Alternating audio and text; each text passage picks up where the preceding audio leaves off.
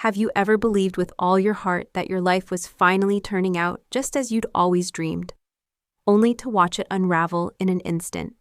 My name is Emily Parker, and if you had seen me that sweltering July afternoon in Charleston, South Carolina, you might have thought I was just another expectant mother glowing with hope and excitement. But the truth was, I was seconds away from losing everything I thought was safe.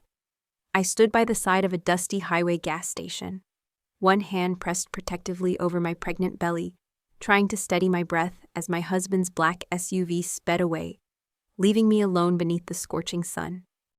I never imagined my story would begin like this. For most of my life, I was the girl who followed the rules, who believed in hard work, kindness, and fairy tale endings. I grew up watching my mom, strong, stubborn, raising me by herself in a modest Charleston neighborhood, make every sacrifice to give me a better future. I became a third-grade teacher because I wanted to give back that same love to other children, to be the safe place I never had. Falling in love with Chase Mason felt like fate, a promise that all those lonely years had led to something beautiful. Looking back, the warning signs were there, hidden behind polished smiles and Southern hospitality. Chase's family, the Masons, were Charleston royalty, wealthy, powerful, with a family name on city buildings and charity galas. At first, I thought their cold glances and whispered comments would soften in time. But after I got pregnant, their words grew sharper, their laughter at my expense a little louder. I still clung to hope, convinced that love could fix even the deepest cracks. That hope shattered the moment I realized Chase had planned this trip not as a last adventure before our daughter's birth, but as a way to erase me from his perfect picture. The sun pressed down heavy and relentless as I tried to process what had just happened. My hospital bag, my phone, every dollar I owned, all of it was still in that SUV miles down the road, with people I once called family. Fear threatened to paralyze me, but every time I felt my baby girl kick inside me, I remembered why I had to keep moving. I was no longer just fighting for myself. I was fighting for her, for the chance to give her a life better than mine. Sometimes the strongest fire comes from the coldest betrayal. So I did what my mother always taught me to do when the world felt impossible: put one foot in front of the other and look for the light. Inside the tiny gas station store, with the humming of fluorescent lights and the smell of old coffee in the air, I stumbled into the kindness of two strangers. In that fragile moment, as the reality of my abandonment set in, I had no idea that the next few hours would not only change my life, but spark a movement that reached far beyond my own pain. This is the story of how I lost everything I thought I needed and found the courage to fight for what truly matters. Looking back now, I realize how easy it is to fall for the perfect illusion. When I first met Chase Mason, I was drawn to his gentle smile, the way he made everyone in the room feel seen, and his easy laughter that put me at ease, even when I felt out of place. He was everything I thought I wanted: kind-driven and ready to build a future. Chase's world seemed so much brighter and bigger than mine, filled with old brick mansions, charity luncheons, and sparkling riverside evenings I'd only read about in books. I convinced myself I could belong there if I just tried hard enough. Growing up, I learned early that love was something you built day by day, not something handed to you with a silver spoon. My mother, a nurse who worked double shifts, showed me how to work for what mattered and taught me to always stand tall. But the Masons, Chase's family, lived by different rules. They wore their history like a crown, letting you know with every glance and whispered word that you were lucky just to be in their orbit. At first, I brushed off their icy politeness as nerves or old-fashioned formality, thinking my warmth would eventually melt their reserve. As months passed, the differences between our worlds became harder to ignore. At every family gathering, I felt like a visitor in my own life. The Mason estate was a maze of polished floors and hushed voices, with family portraits stretching back generations. Vivian Mason, Chase's mother, could say more with a single eyebrow raise than most people say in an hour. She never had to tell me I didn't fit. I could feel it in the way she adjusted the silverware, the gentle correction of my improper accent, the stories of lineage and tradition that always ended with a soft reminder: we have a certain way of doing things here. I remember one Sunday brunch, standing in a room full of Charleston's elite women, feeling as out of place as a daisy in a bouquet of roses. Olivia, Chase's younger sister, breezed by in a designer dress, snapping a photo of me for her Instagram story. "You look so..." Authentic, she'd said, with a tight smile, making the word sound like a flaw. It wasn't just words, sometimes it was silence, the kind that settled in your bones. I tried to laugh it off to fit myself into the mold of their world, hoping my love for Chase would be enough to bridge the gap. What I didn't see then, and what so many people miss, was how easily love can become tangled with control, especially when power and old money are involved. The Masons prided themselves on subtlety, but beneath every compliment was a quiet pressure to change, to shrink myself just enough to make their world comfortable. I started second-guessing my choices, my opinions, even the way I dressed. I thought this was what it meant to grow up to compromise for love, but in reality, I was losing little pieces of myself day by day. If there's one lesson I wish I could share with every woman listening, it's this: real love doesn't ask you to erase who you are. It doesn't demand you trade your roots for a place at someone else's table. The truth is, the more I tried to fit into the Masons' world, the more I drifted from the person my mother raised me to be. I now understand that no amount of charm or social grace is worth losing your sense of self. That's a truth I wish I'd learned sooner. Still, I clung to hope, convincing myself that if I gave enough, tried hard enough, things would change. That illusion kept me going until the moment it shattered at that lonely gas station. But that heartbreak, painful as it was, became the very soil from which something stronger could grow. And as I sat in that gas station, stunned by betrayal, I realized this was no longer about winning a place at someone else's table. It was about finding my voice and fighting for the life my daughter and I truly deserved. At first, it was easy to believe the little things didn't matter. The sideways glances, the polite corrections, the jokes that felt just a little too sharp, all seemed harmless when wrapped in the charm and polish of the Mason family. But over time, those tiny moments began to pile up.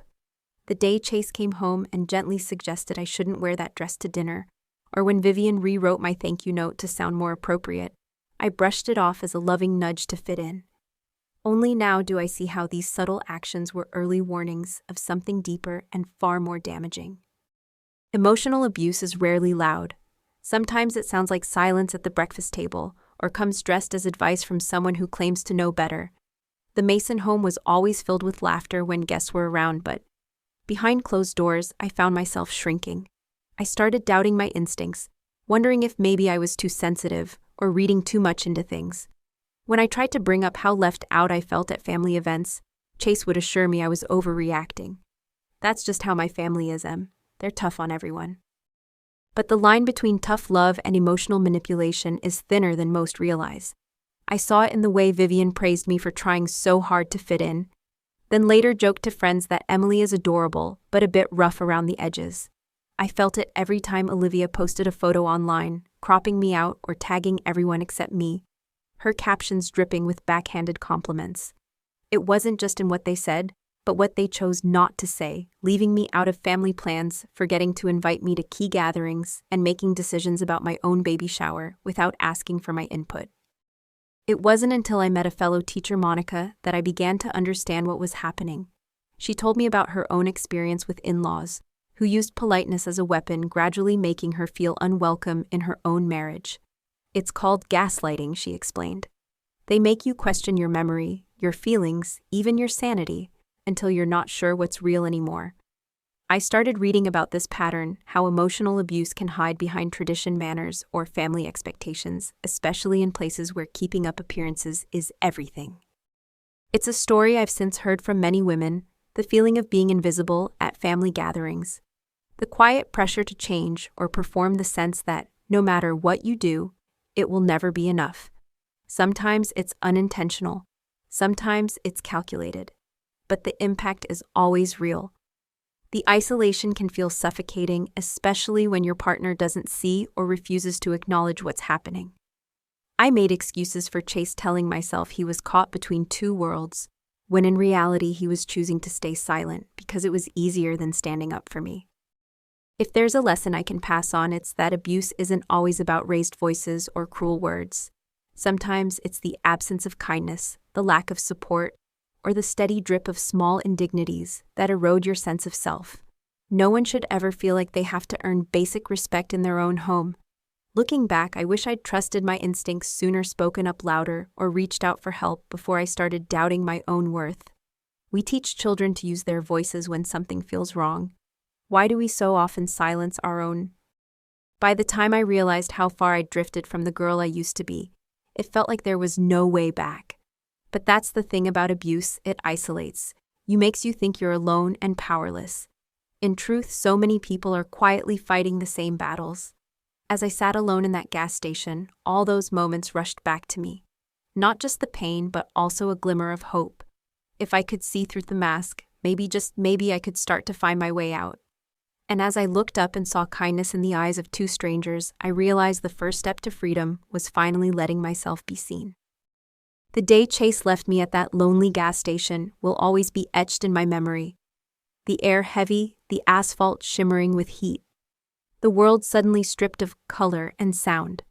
For a few seconds, I couldn't even process what was happening. I watched their car pull away, taillights growing smaller as my heart pounded in my chest. My first instinct was denial. Surely they'd come back. Surely this was just a cruel joke.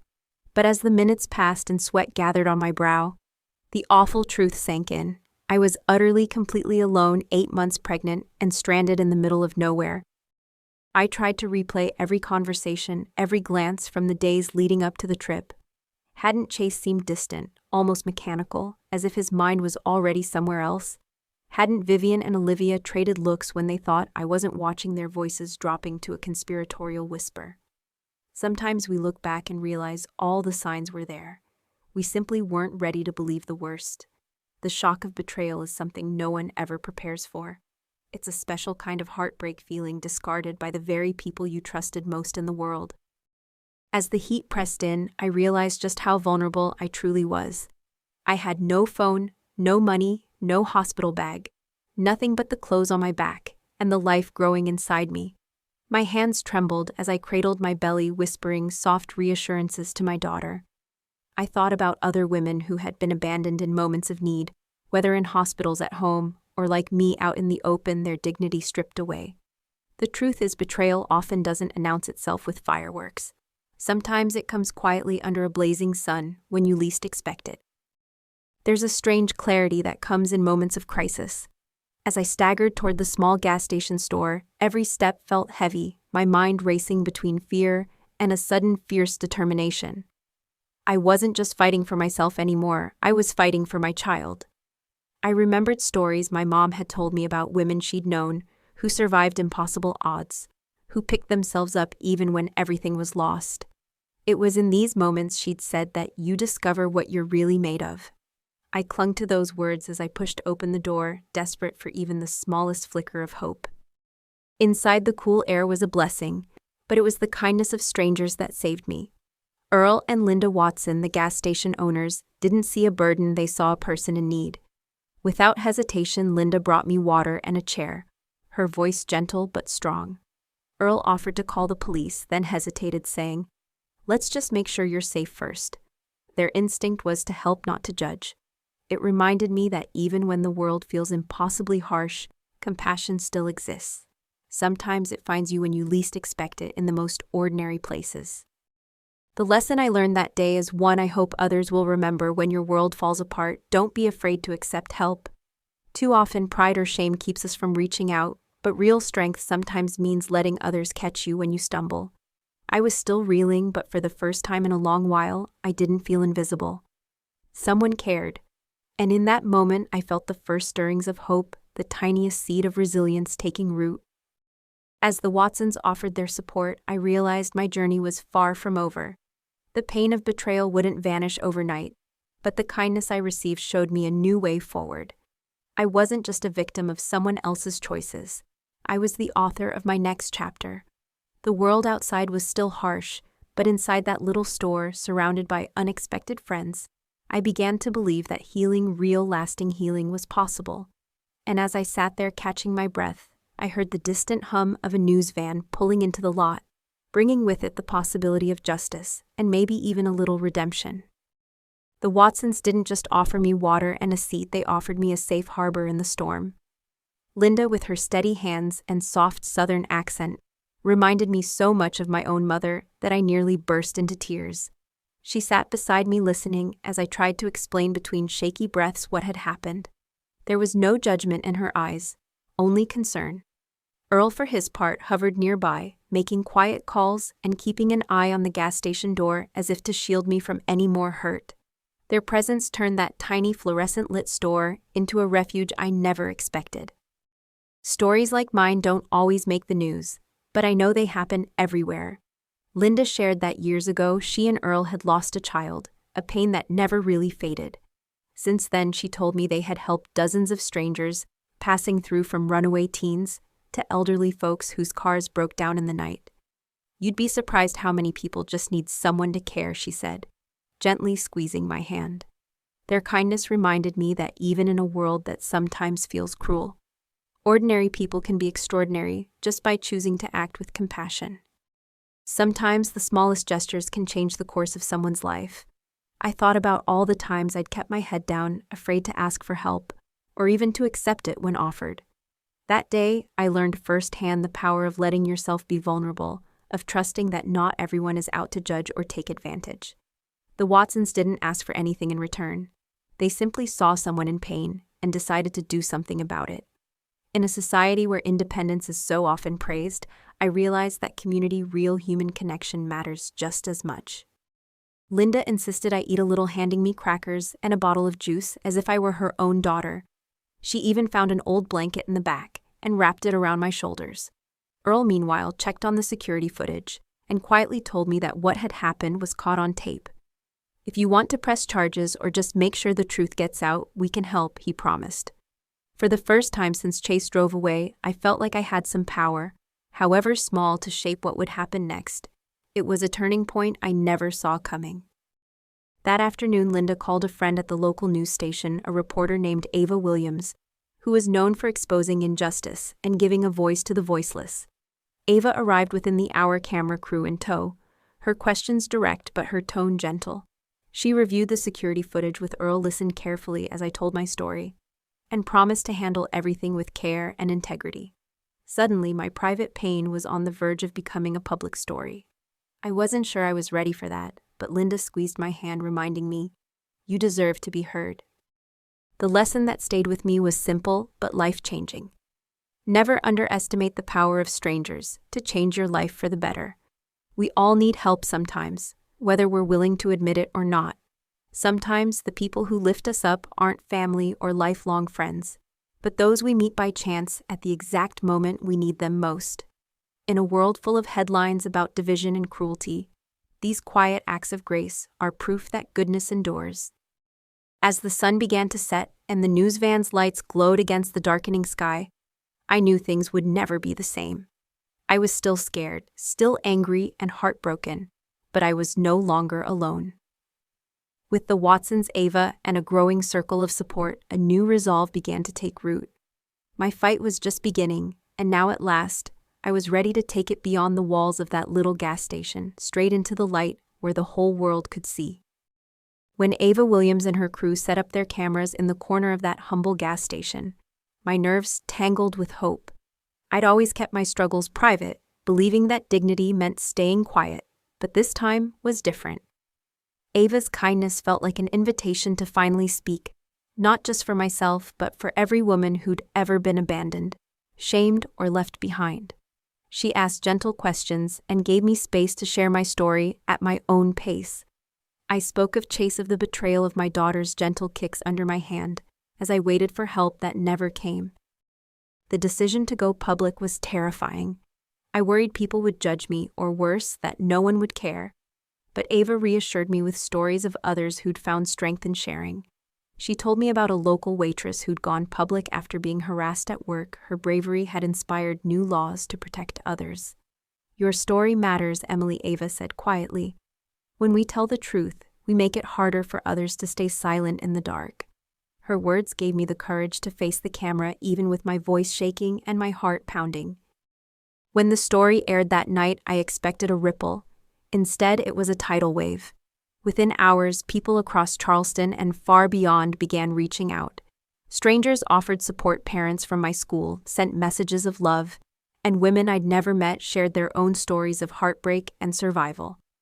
Hashtags began to trend: "Justice for Emily," "No More Abandonment." local businesses called out Chase and his family for their actions, while the Mason name, once spoken with reverence, suddenly carried the weight of shame. It was overwhelming, but it was also the first time I didn't feel invisible. This outpouring of support showed me how powerful truth can be when it's shared. It reminded me that while pain isolates, telling our stories connects us. I learned that the things we hide out of shame often lose their power when brought into the light. Many people, especially women, wrote to say that seeing my story on the news gave them hope or helped them believe they too could demand better. I realized that my private fight was becoming part of a much larger conversation about dignity, justice, and the right to be seen and heard. The lesson I'll never forget is that vulnerability isn't weakness. There is enormous strength in naming our pain and saying, "This happened to me, and it wasn't okay." I used to believe that surviving meant hiding my scars, but now I know that real survival means refusing to let those scars define you. By going public, I reclaim my story from those who tried to use it against me.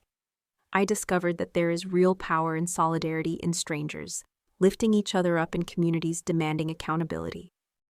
As I sat in the glow of the television messages pinging in from every corner of the country, I felt my world opening up in ways I never expected.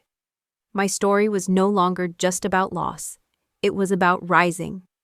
I knew there would be more battles ahead, legal fights, painful headlines, difficult nights, but I also knew I wasn't walking into them alone anymore.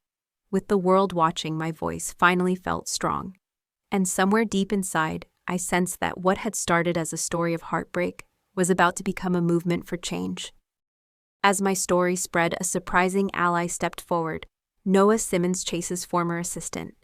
Noah quietly reached out with information that would turn everything upside down.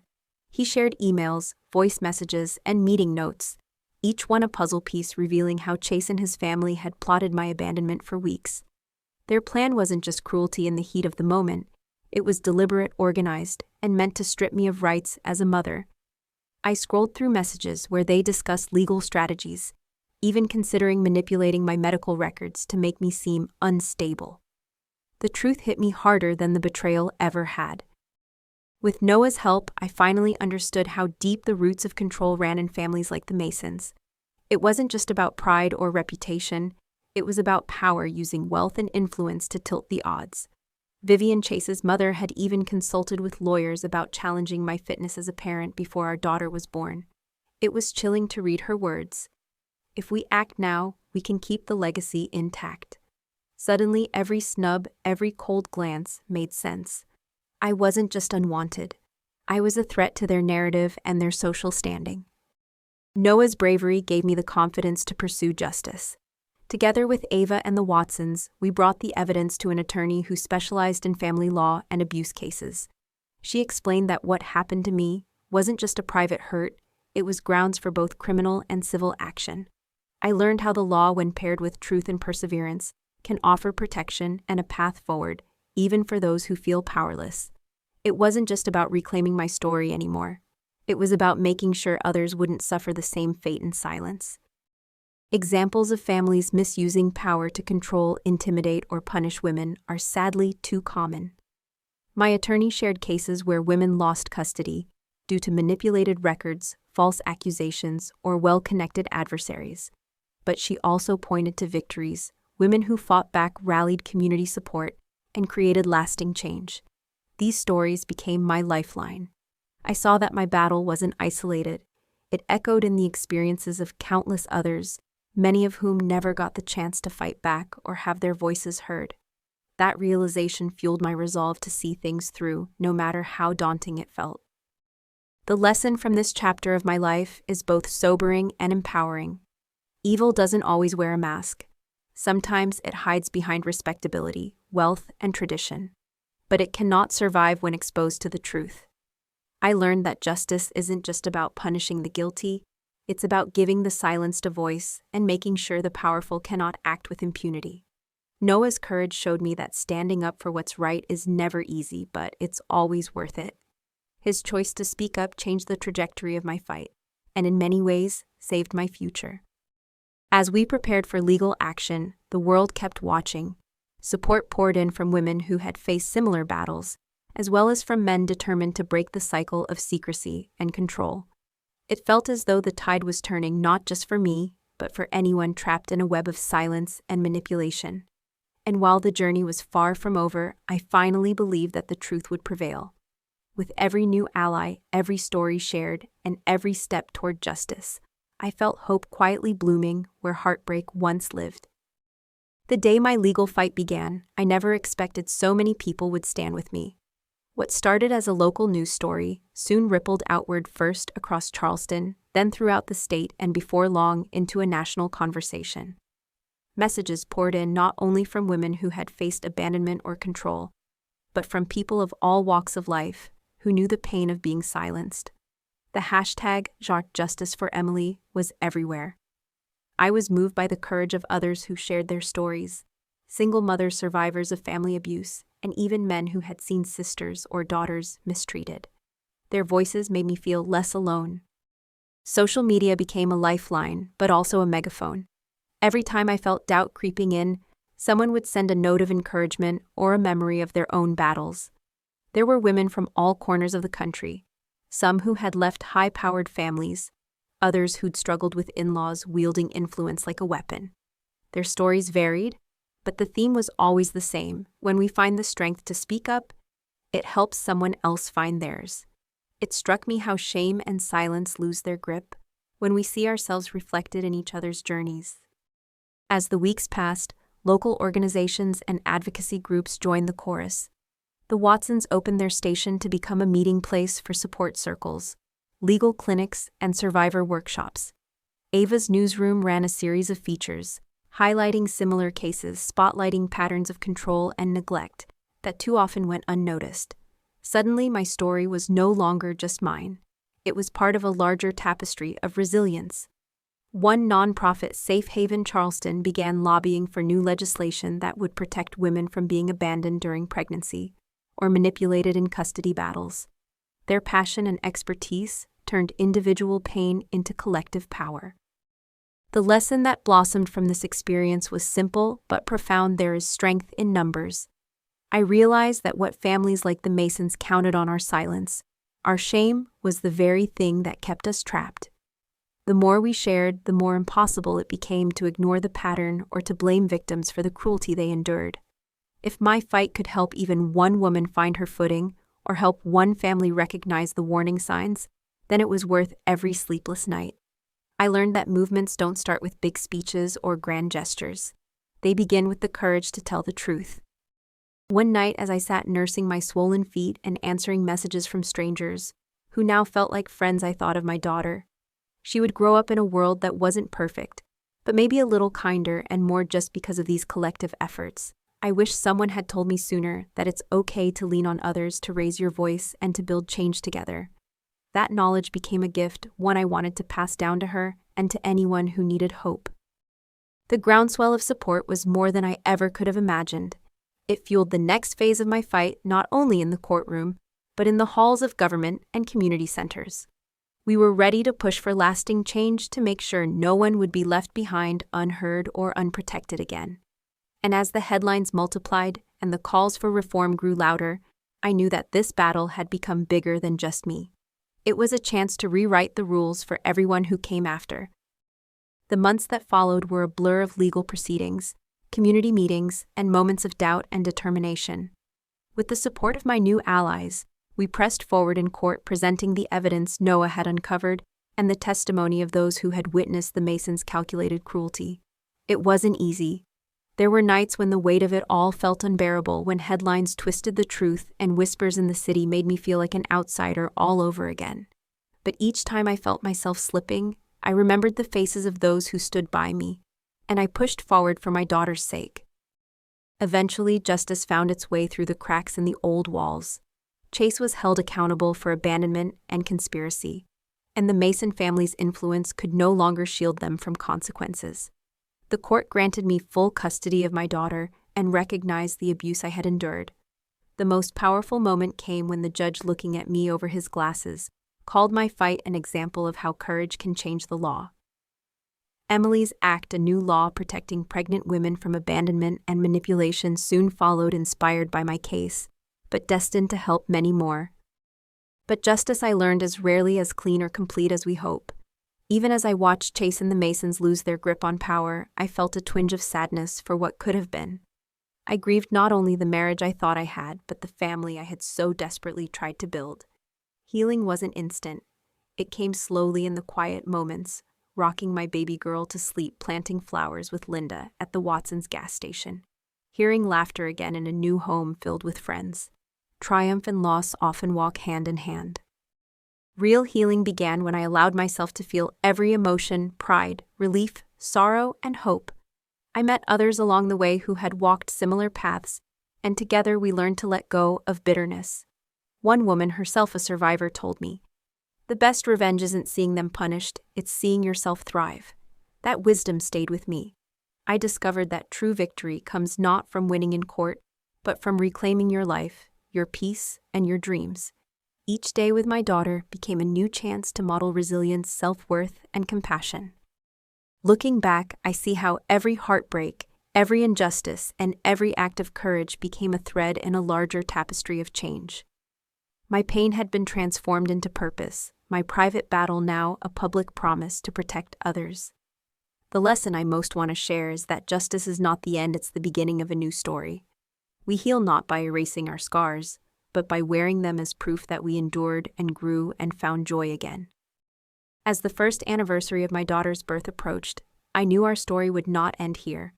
The world had shifted in small but meaningful ways, and there were still so many people needing hope, protection, and a sense of belonging. With gratitude for every hand that reached out to help, I looked forward to tomorrow, not with fear, but with fierce, quiet optimism. The movement was still growing, and our voices woven together would keep carrying change forward. As I look back on this journey, I'm struck by how much has changed and how much strength I found in the places I least expected. From the shock of that lonely gas station to the triumphs in the courtroom and the quiet moments of healing at home, every step has been shaped by pain, kindness, courage, and the power of community. The faces of the Watsons, Ava, Noah, and the countless strangers who reached out to me are woven into my story. Now proof that we are never truly alone, even when life feels impossibly heavy. My daughter's laughter now fills the rooms of our new home, and each morning I'm reminded that hope is something we build day by day. I teach her that strength isn't about never falling, it's about standing up, speaking out, and believing that our voices matter. The world will never be perfect, but with every story shared, every law changed, and every hand extended in kindness, it becomes a little safer for all of us. I want her to know she's not defined by what happened to us, but by what we choose to do with our second chance.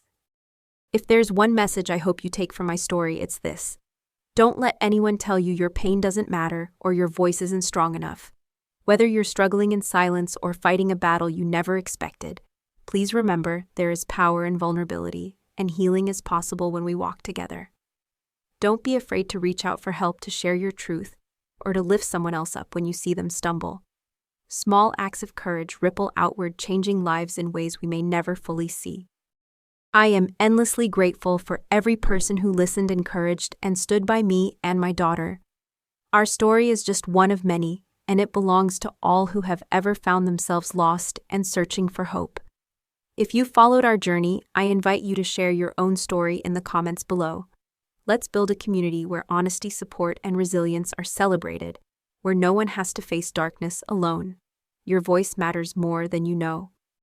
If this story touched your heart, please like, subscribe, and share it with someone who might need a reminder that they're never alone. Every comment, every new subscriber, and every story you share helps this community grow stronger and kinder. Together we can spark change, one voice, one act of courage, one new beginning at a time. Thank you for being a part of our story. I can't wait to see what we build together next.